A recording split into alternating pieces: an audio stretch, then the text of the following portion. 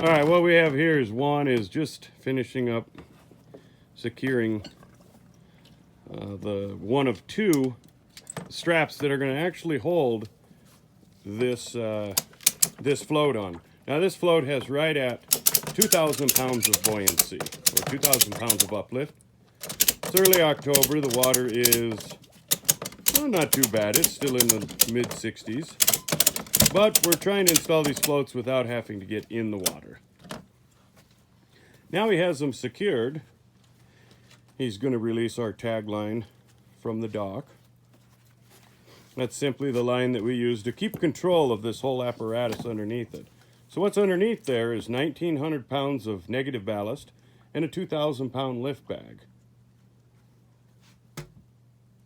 We need to add some air. We're going to add some air in order to overcome the water lock that we have in our exhaust line right now. Good. Now Juan's simply releasing the pressure, or releasing the air from what we call the sardine pan. And that is in turn going to sink the float, making it much, much easier to place it precisely where we want in the dock.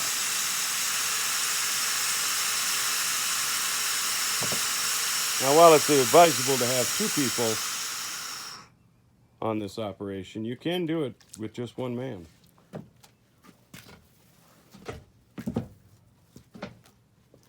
All right, now we're going to move it into place. And what we're doing here is we're removing old styrofoam floats from underneath a convenience store that's on the water at Angostura.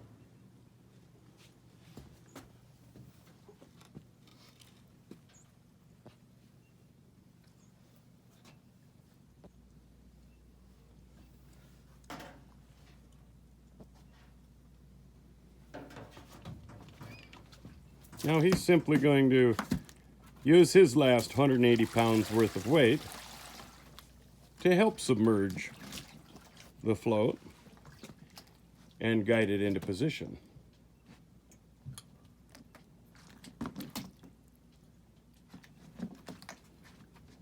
So we have an air line at the surface, and it's attached to a scuba tank right now. So we're able to completely fill our airbag in about 30 to 40 seconds. When we switch over to a compressor, that will take a little bit longer. But as you can see, he's guiding it into position now.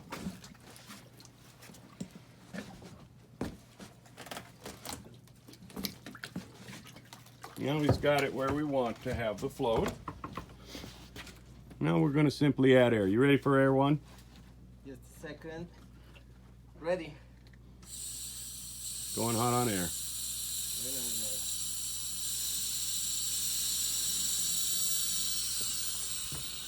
Now we'll cause the bag, or excuse me, the float to rise up and become locked in position.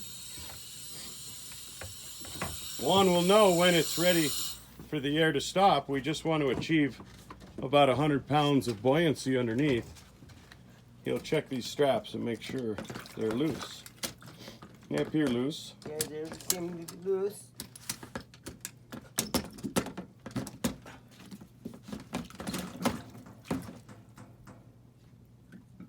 It's buoyant this side.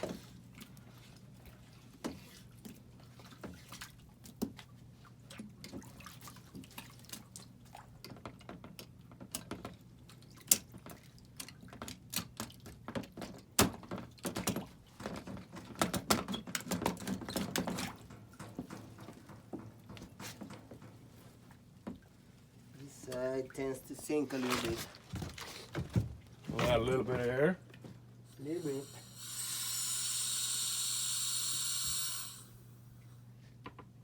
Bit more. Okay.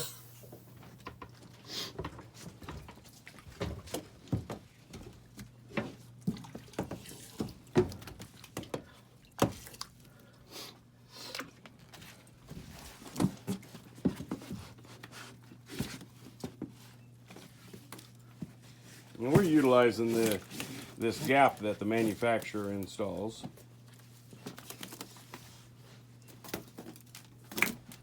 Now we're simply going to push the device out from underneath.